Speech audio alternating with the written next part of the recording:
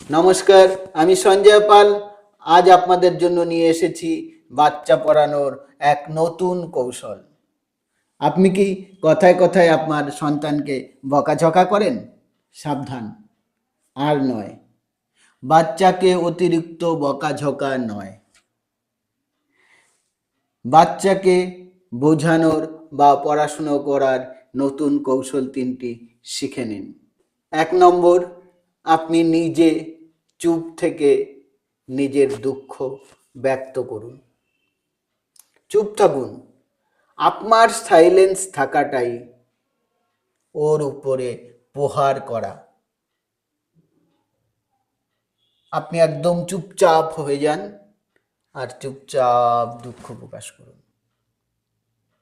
এতে যা কাজ হবে, আপনি মেরে ধরে কিছুই করতে পারবেন না।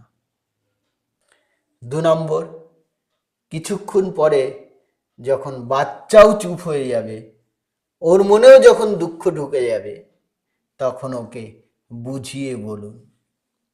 এটা ভীষণ কার্যকারী টিপস। সেই সাথে ওর আবেগের কথাগুলোও শুনুন। বুঝতে পারবেন ও মিথ্যে বলছে, বুঝতে পারবেন ও বানিয়ে বলছে, তাও শুনুন।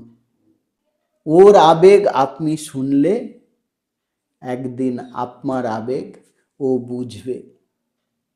তাই অতিরিক্ত বকাঝকা নয়, এবার থেকে সন্তান মানুষ করার জন্য এই নতুন 3টি কৌশল আপনারা অ্যাপ্লাই করবেন। ভালো থাকবেন।